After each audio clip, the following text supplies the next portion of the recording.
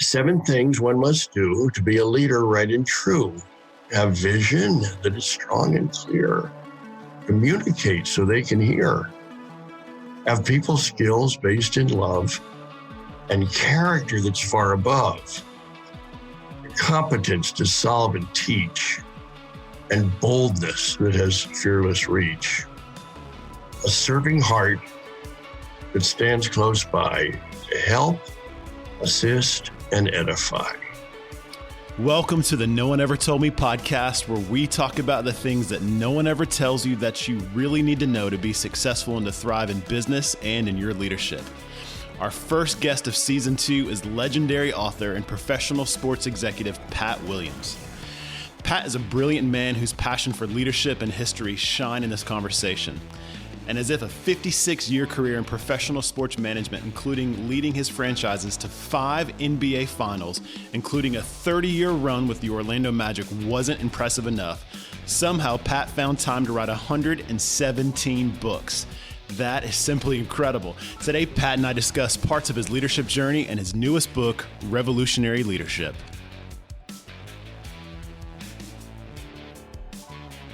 Mr. Williams, thank you so much for coming on the podcast today. I'm really excited about this. I've got a ton of questions.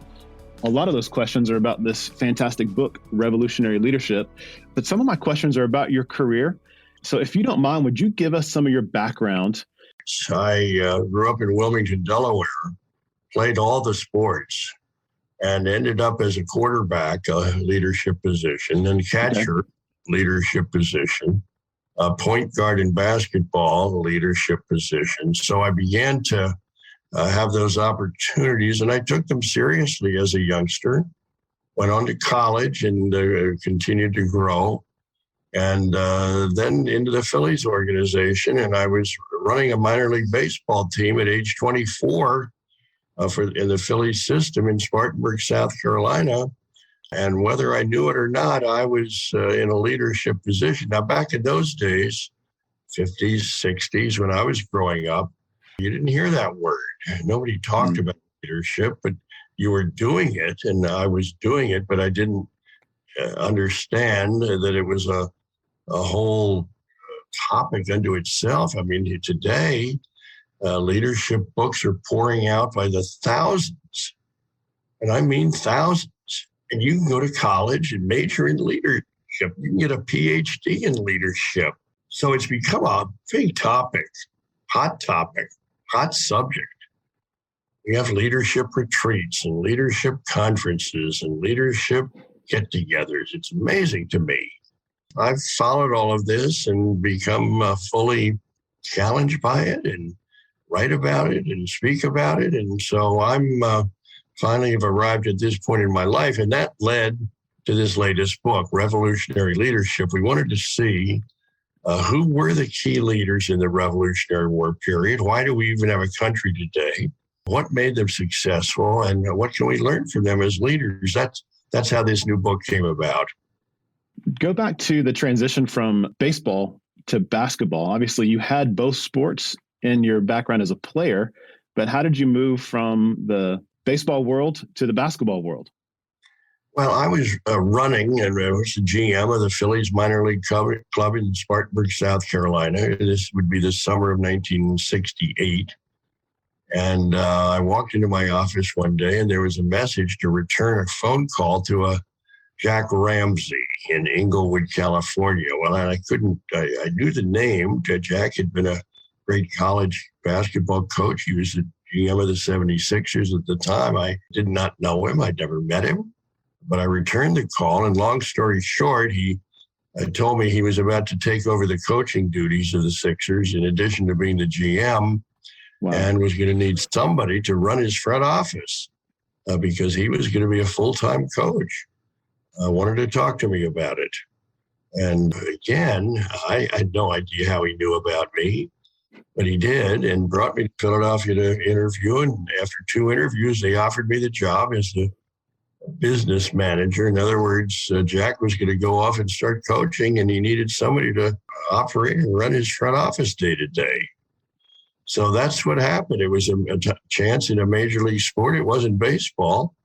But I took that job, and that started a 51-year career in the NBA.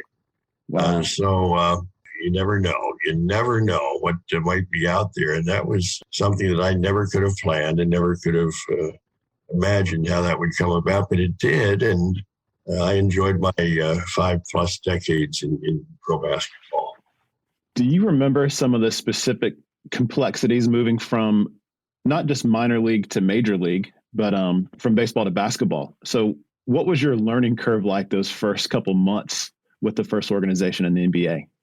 Well, it's you have half the games. That's one thing, in about 40 home games compared to 80. So I went to Philadelphia.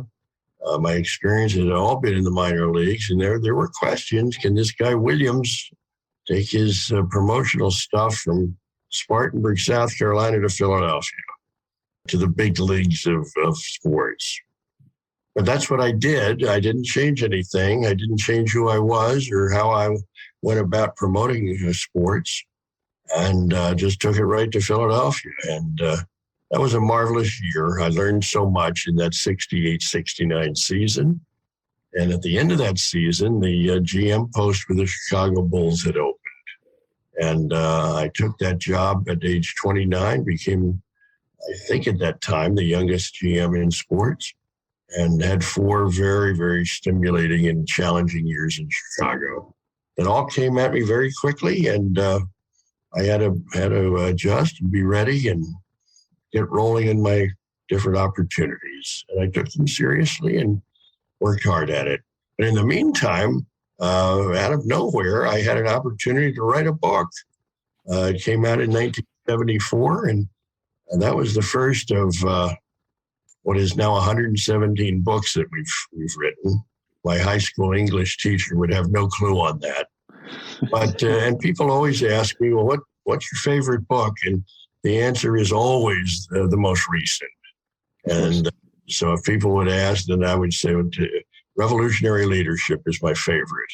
It's just come out just in time for the 4th of July, and we get to celebrate these remarkable men and women who led our country and ended up winning a war with Great Britain that we had no business winning. Right. Great Britain was the most powerful force on earth, and could have crushed us out very quickly. But it didn't, and I think the reason was we had these remarkable leaders. They weren't perfect, but they were very, very good at what they did, and they were very courageous and bold to lead through those very difficult times. I've really enjoyed this book so far. The leadership lessons that you wrap each chapter with. So the way the book is kind of structured, you have a little bit of a biographical information about these Revolutionary era leaders. And I love that you've picked some household names, and you've picked some people that I've never even heard of until this book, which is a great way to highlight some people you just haven't heard of before. But I think my favorite thing is the leadership takeaways, the leadership lessons from each of those little mini biographies. What were some of the surprise leadership lessons as you wrote the book that maybe you didn't have an understanding of historically before you started writing? That in leadership, no matter what period of time or what field, the best leaders are visionaries. Okay. They have this quality called vision. That's where leadership begins. Visionary leaders see the future before it gets here. They see farther down the road than others. If you can't see it before you see it, you'll never be able to see it. That's kind of their attitude. So in the case of this period of time that we write about, these late leaders had a vision of a new nation, independent of Great Britain's rule. That was their vision. And that's what kept them going during these 8 very, very difficult years of the Revolutionary War. As I mentioned, it's a war that we had no business winning. Right. The British had more manpower. They had the world's greatest navy. They had supplies. They had weapons. They had boots and shoes for the soldiers. They had uniforms. The soldiers even got paid on time. I mean, they got everything. And our little forces, just had to scratch and scramble for everything. They had better everything except leaders. We had the better leaders. And in George Washington, we had the key leader. George Washington went into this as the general in chief. He was nervous, and he talked about whether he had enough confidence. He worried that, am I the right man? Can I do this? Yeah.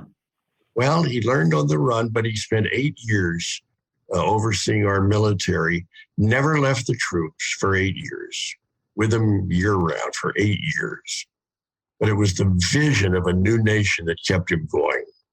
So I think leadership, and you'll see that as you read about these people, I think vision was the very, very key element. That's good. There were two leaders, Sarah Fulton and Crispus Attucks, that I had never heard of before I started reading those chapters. When you're trying to research for a book like this, where do you find historical information on these lesser known characters? Well, fortunately today, with all the internet access, you can really dig in and find some remarkable stuff. Now, Crispus Attucks was a black man, and he was the first man killed in the Revolutionary War. Yeah. And he's been known. In fact, there's a school in Indianapolis I do know of, Crispus Attucks High School. Okay. I know of it because the great Oscar Robertson, the NBA superstar, he went there in high school. Crispus Attucks led Crispus Attucks to a state championship. That we know as sports fans. But Crispus Attucks played that role, did have a role, and ended up being the first person killed in the war. Sarah is fascinating. She was the key person in the Boston Tea Party. Yeah. If you can picture that scene, she had an idea that first of all, the 3 ships arrived from England, loaded with 340 cases of tea, weighed 90,000 pounds, worth about $1 million. But you see, the British had really started taxing the colonies, and the colonies were upset. So this tea arrives in these 3 ships, the Dartmouth, the Beaver, and the Eleanor. And there they are off dock there. Interesting scene. It's nighttime, 10 p.m. 100 protesters of the tax are disguised as Mohawk Indians. Mm-hmm. Well, that's where Miss Sarah came in. That was her idea. And these guys sneak on the boats, and they have hatchets to chop open the cases of tea. And they do that and dump it all into the Boston Harbor. The Boston Tea Party, and Sarah was she had a big role in that. That was a vision, an idea that she had. And so she was a key but kind of forgotten contributor to the Boston Tea Party. And Matt, needless to say, when that took place and Great Britain heard about it, they were furious. Oh, they were furious. And all that did was just incite more and more soldiers coming over from England and to quell these little people over here who were getting out of line. And they needed to be put back in their place. And war began. 8 years of this awful war in which the colonies were fighting for their independence. Quite a story. When we're talking to entrepreneurs, we're talking to executives on the show a lot. We talk about the courage of conviction to lead through difficult things. We don't have a war on the precipice right now. There's not something maybe quite that urgent. Where these leaders were not in short supply on courage of conviction. They knew there was a better world they could create if we could organize, if we could operate and unify towards that end. When you look at the landscape of leadership in culture today, do you see a deficit of courage? Do you see a deficit of conviction that would lead to better leadership decisions? Matt, we always need outstanding leadership in every field of endeavor. And, it's interesting to me in that period, that little concise period, here's George Washington and Thomas Jefferson and John Adams Alexander Hamilton and Henry Knox and Nathaniel Greene. And where are they today? Well, I think this, Matt, leaders really emerge in the moment of crisis, in the moment of most difficult circumstances. Leaders do arise. World War II is a perfect example. General George Marshall and Dwight D. Eisenhower and General Patton and all of the Omar Bradley and all these remarkable leaders came because we had a crisis. Yeah. So I think the crisis helps bring out the leaders. But the most important thing, we need to get young leaders ready, Matt. We need to be training them, teaching them, helping them learn leadership, and giving them opportunities to lead. Because that's how young people, young men and women really come on as leaders. They get opportunities early in their life, and they learn this business of leadership because everything in life rises and falls on leadership. That's right. It always has, it always will. It's always going to be a topic of intense interest in our country. It's a big deal. Well, you have a passion for leadership, clearly, but your passion for history probably rivals that passion for leadership. My father was a high school history teacher and baseball coach in Wilmington, Delaware. And so I grew up in a home where American history was taught and discussed. It was a big issue in our home growing up. So I developed an early interest in American history. And living near Philadelphia, my mother, who was a real patriot, she would take me off to Philadelphia, and we saw Independence Hall as a kid and Valley Forge. That whole environment, the Betsy Ross House, all the history in Philadelphia, I was absorbing as a kid. I had this interest in American history. And then later in life, I began to really study leadership and get totally immersed in that topic. So this book is a combination of my two of my interests, American history and leadership. I'm not sure that, much has been written about the Revolutionary War period, but I don't think any of these people have really been studied as leaders, per se. And it's pointed out that the leadership lessons at the end of each chapter, I think, are practical and help people realize, okay, I can apply this to my life as a leader. I can take some of these attributes of these great leaders and make it work for me. That's exactly right. I think you have a really perfect marriage of consumable history. It's not so many facts and dates that you just get lost in the data. There's a narrative, there's a story with each character. And how you talked about the leadership lessons is a perfect way to describe it. It's applicable. I don't know that we'll face some of those same circumstances, but I can look at each section after each chapter and go, okay, there's a way I can apply this little lesson to my leadership life today. And that's why I think this book is going to be so valuable for people. Well, Matt, thank you for pointing that out. And you have mentioned a time or two some of these personalities that we didn't know that much about. Let me take a minute just to talk to you about Lafayette. Lafayette, he was a Frenchman. He grew up in France, heard about the war over here, and got very, very curious. So he jumps on a boat by himself. He's 19 years old, didn't know anybody on this side of the water, but he takes the boat across. Somehow he wends his way north towards Philadelphia and encounters George Washington. Now, an interesting little footnote here. Benjamin Franklin was in France at the time, and he kept sending over these Frenchmen to assist Washington. Washington had no use for him. He wrote Franklin back and said, stop sending the Frenchmen over here. He said, I don't have any place for them, and they don't fit in, and just stop it. I don't want. But somehow Lafayette slipped between the cracks, and he did make contact, and Washington developed a real fondness for him.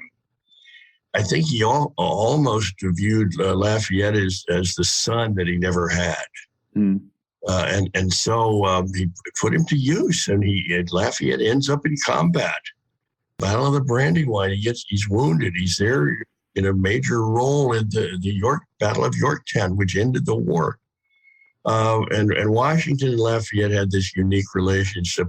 So Lafayette goes back to France, almost loses his life in the French Revolution, but he makes it. And then later in his life, he comes back here for a victory tour. He visits so many of these cities, and he was acclaimed as this huge hero.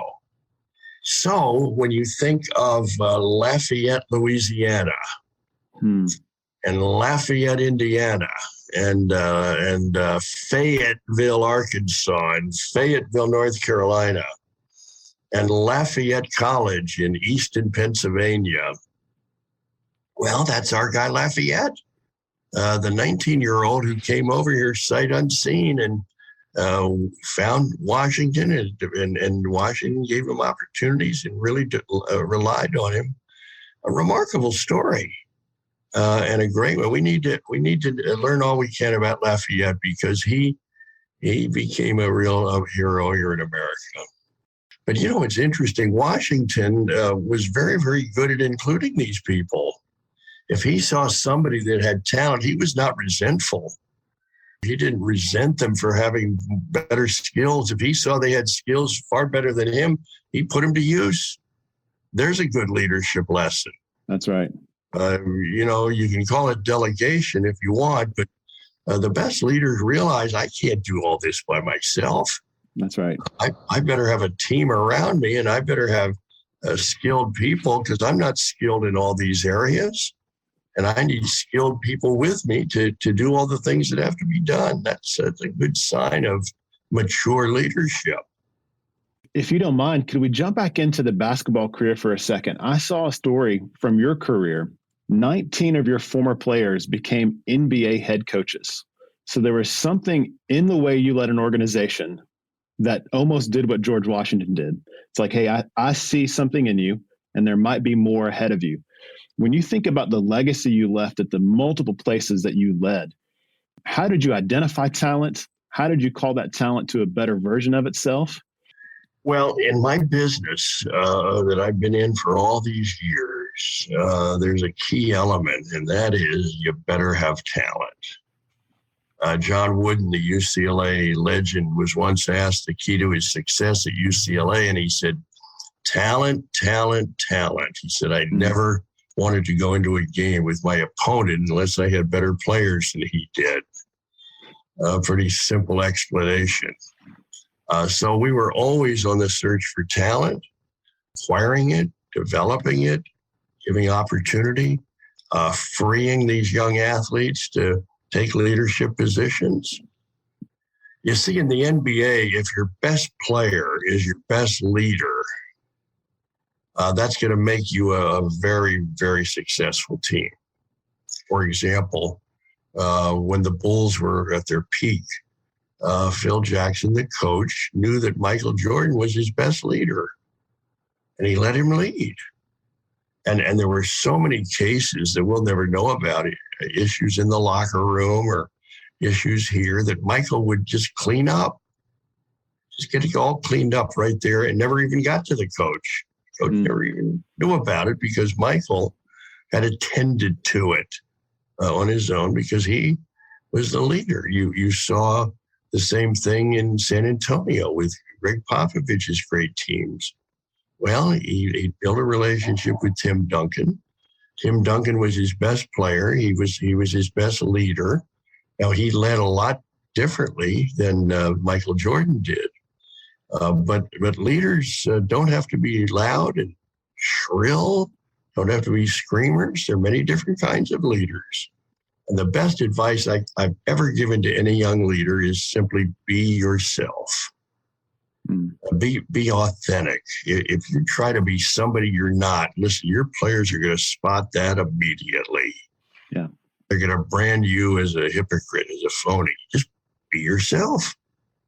If you're a loud, noisy leader, well, be a loud, noisy leader. If you lead in a more quiet manner, well, that's how you should lead. And so I think that's another very important piece of this book. These leaders were genuine. They were not trying to be somebody they weren't. And and here's one other thought, Matt, that it just occurred to me. They ended up, even though they had their differences and they didn't all have harmonious relationships, they all had certain skills and they brought that, and together it worked. For example, Thomas Jefferson was a great writer and not a very good speaker. But Patrick Henry was a dynamic speaker. He was the voice of the revolution. Give me liberty or give me death. Yeah. Then you've got John Adams, who was kind of a collection. He was a feisty little guy. He could get under people's skins, but he brought kind of maybe a conscience to the whole thing. So each of these leaders had different skills. Alexander Hamilton had great financial skills. By the way, Matt, he's another amazing story. He was born on a little island in the Caribbean, Nevis, and illegitimately, we understand. But he was a brilliant young guy, and some people around him in Nevis said he's not going to make it just being down here. Let's send him to America. So he came here again, knowing nobody, ends up in what is now Columbia University. Then the war breaks out, and he wants to be part of it. So he becomes a soldier. And again, Washington took a shine to him. And when Washington becomes president, who's in his cabinet? Alexander Hamilton and the old fighting bookkeeper, Henry Knox. And of course, Thomas Jefferson. You talk about a dream team. Yeah. That was a dream team. That was, so Washington knew how to put teams together. Washington had to spot talent and then figure out where the talent fits best. And how it'll work the best. That was another great strength of Washington. Washington deserves our admiration. I get upset when we talk about, let's tear down this statue. And come on now. Washington is the father of our country. And if we didn't have him, first as the soldier and then as the president, I don't think we have a country today. Yeah. That's how important he was. Those are very challenging conversations. And I wish history was more apparent the way you've made it in this book. So I think people may have a different understanding of the cost and sacrifices some of these leaders made. One thing that I feel like is a challenge when it comes to developing young leaders these days is there's an overwhelming fear of failure that I think might be more prevalent in culture today than it has been in generations past.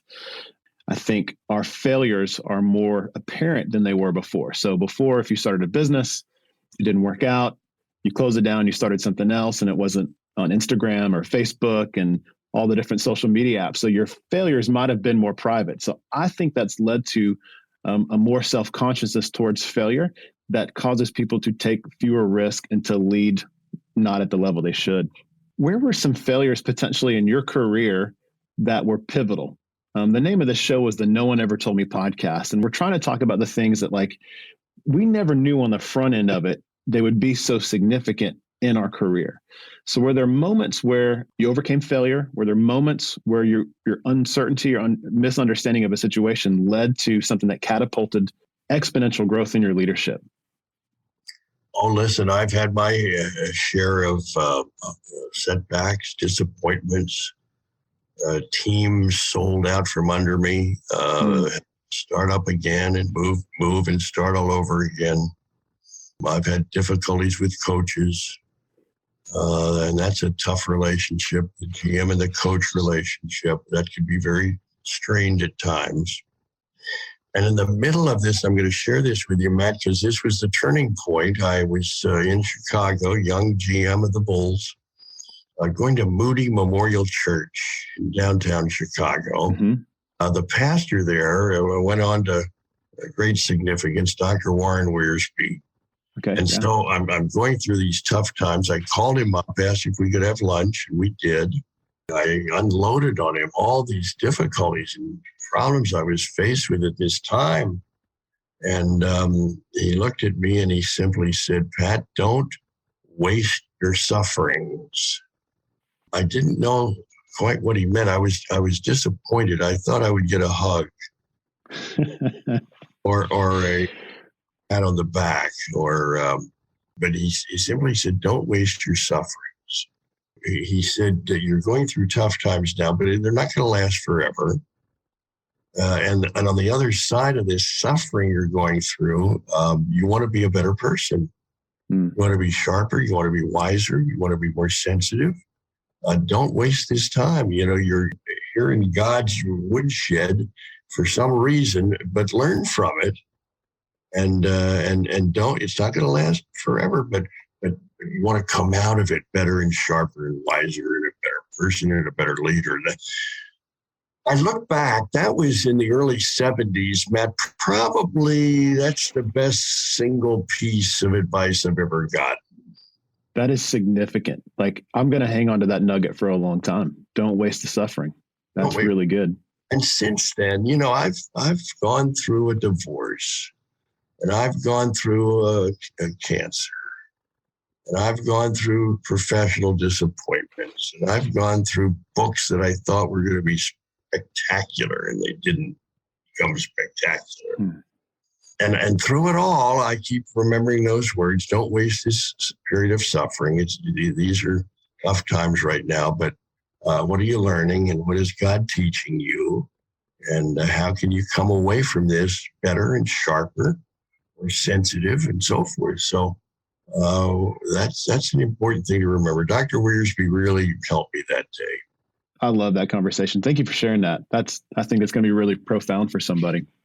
Well, let's start to wrap up, because I know you're a really busy guy, but some things the listeners ask me is, hey, when you're talking to people who have achieved some success in their life, would you mind asking them about some of their routines or their habits or things that they have inputs that maybe turn into some of these outputs they have from their career standpoint? So you're obviously a history buff. Are you a reader as well?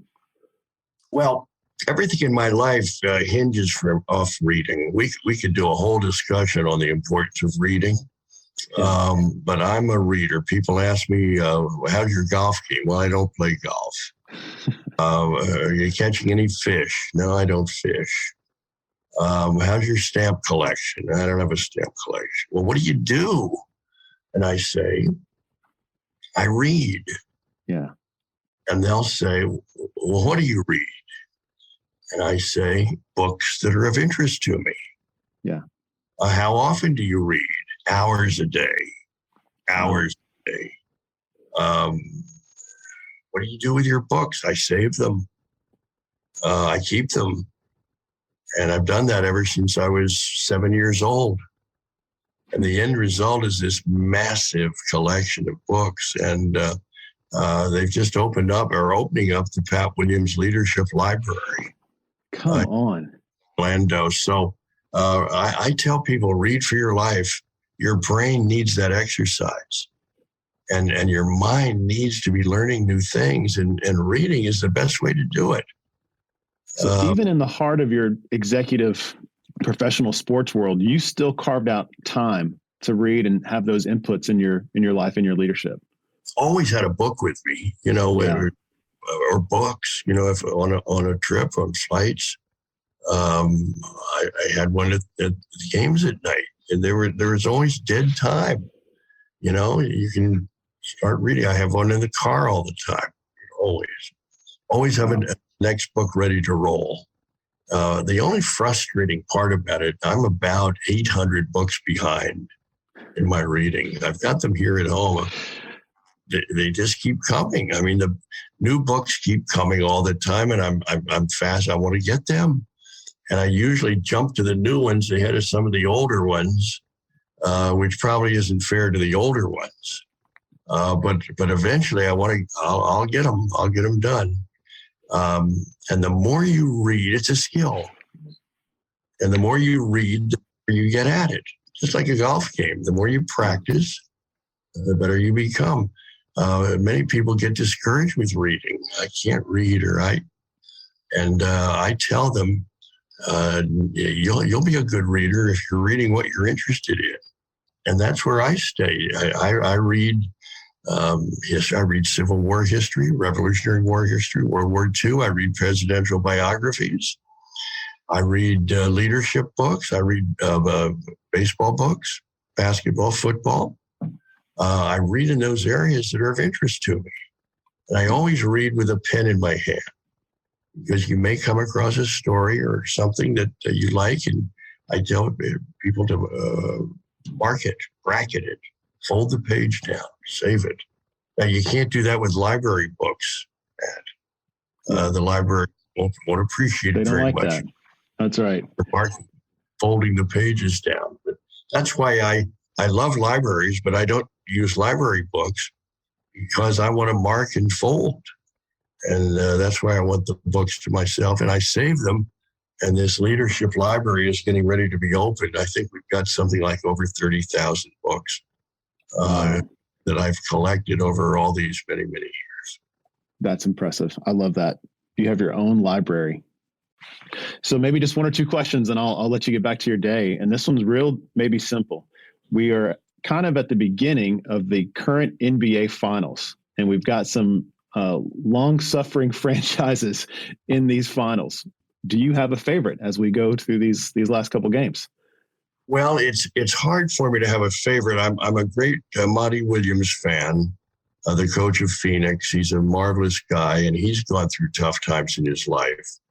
But then I'm a Wake Forest graduate, and of course Chris Paul is a Demon Deacon, and so I've got a heart for him. On the other hand, I've developed a friendship with Brooke Lopez of the Bucks, who lives here in Orlando, and has become a friend. So I got a soft spot for him. So I don't know what to do. I think I'll just sit and watch and enjoy the playoffs. Hope that the Greek Freak gets healthy. We want to see both of these teams at full strength. Yep. But it's going to be a good finals. A finals I don't think that people expected, these two teams. But that's the beauty of sports. You never know what's going to happen, but these two teams certainly have earned their way to the finals. And we should have a good tournament for the next couple of weeks. I love that. What are some of the most significant lessons that sports taught you about leadership? You talked about being thrust into leadership roles on the sports teams as a player, but as you've led in these organizations and watched as a fan and read through biographies, what are your biggest takeaways that sports teaches us about leadership? Well, I think the most important thing that I learned from leadership is people want you to step up and lead when you have that opportunity. They want you to succeed. A young quarterback comes into the huddle, might have some veteran players there. Well, the veterans want that young quarterback to step up and lead, because he's got a leadership position. Don't be intimidated by older people or more experienced people that might be there. I tell young leaders, if you've got leadership skills or leadership spirit, doesn't matter whether you're a ninth grader and you're playing with seniors, in high school, step up and lead. Yeah. And lead according to your personality. I think we've talked about leadership, but I'm going to close here, Matt, with just a little summation of what it takes to be a leader of excellence. Please. Seven things one must do to be a leader right and true. Have vision that is strong and clear. Communicate so they can hear. Have people skills based in love, and character that's far above. The competence to solve and teach, and boldness that has fearless reach. A serving heart that stands close by to help, assist, and edify. That would be my summation of what it takes to be a leader of excellence. My good friend Swen Nader crafted that poem for me just to capture those 7 sides, 7 elements of leadership excellence. And that's what we should be striving for, all 7 of those sides of leadership. Vision, communication, people skills, character, competence, boldness, and a serving heart. Yeah. That's what it takes to be a great leader. That is such a beautiful moment. Thank you for sharing that with me and with our listeners. As people want to find out more about revolutionary leadership, where can they find this book? Well, it's out there. It's in Barnes and Nobles. I'm happy to report. Books A Million. Amazon's still a wonderful way to order books. I love to have that little box arrive at the front door and you shake it and there's a couple books in here. So that Amazon always a great way to order books. So it's out there, Revolutionary Leadership. The author, that's me, Pat Williams. Revell is the publisher. By the way, Brian Kilmeade of Fox and Friends and a best-selling history author himself wrote the foreword for us. And we're very grateful for that. Pat, thank you for your time. This has been a very encouraging conversation. I get so excited talking to leaders who have your experience and wisdom and their willingness to share it with the next generation. So we look forward to more books coming out. I cannot wait to finish this one. Thank you for sharing that with us so much. Nice to be one with you, Matt. Thank you so much, and have a wonderful day. It still blows me away to meet leaders like Pat, who have achieved so much in their lives but are still generous with their time and gracious enough to share their wisdom. I wish I could have spent the whole day digging in for more leadership gold. I know he's got bags of it to share. But of the time we did spend together, here are just a couple of my favorite takeaways. Well, number one's kind of simple. This is a really good book. I recommend it wholeheartedly and think it's a great addition to your leadership book collection. Number two, I love how Pat said this. Leadership always starts with a vision. Whether it's the Revolutionary War leaders and their vision for a new country, or simply a vision to win a championship, a picture of a preferred future is where it all starts. Vision comes natural for some and not as much for others. Unfortunately, I'm in the latter category, but I find if there's ever a visionary moment in me, it usually comes from when I have a clear mind and a clear calendar. So find time to dream if you're a leader. A picture of a preferred future can't happen if you don't make time to simply think about the future.